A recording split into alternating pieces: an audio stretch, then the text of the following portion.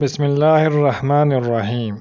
حضرت عبداللہ بن عمر رضی اللہ عنہ سے روایت ہے کہ رسول اللہ صلی اللہ علیہ وسلم نے رمضان میں مسلمانوں میں سے ہر انسان پر آزاد ہو یا غلام، مرد ہو یا عورت، چھوٹا ہو یا بڑا، کھجوروں کا 1 سا یا جو کا 1 سا صدقہ فطر مقرر فرمایا۔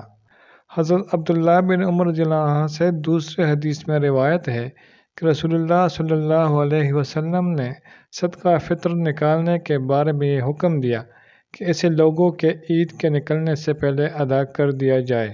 شرعیہ بورڈ پاکستان نے رمضان المبارک کے لیے صدقہ فطر اور فدیہ کی یکساں قیمت کے طور پر 300 روپے مقرر کیے ہیں۔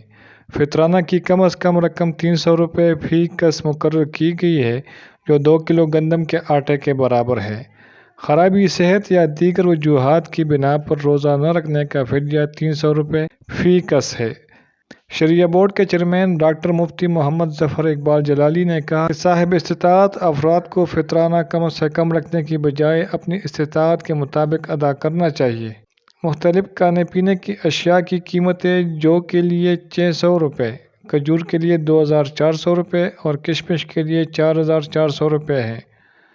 پورے رمضان میں گندم کے آٹے کے لیے فدیہ 9000 روپے، جو کے لیے 18000 روپے اور کھجور کے لیے 72000 روپے اور کشمش کے لیے 1,32,000 روپے مقرر کیے گئے ہیں۔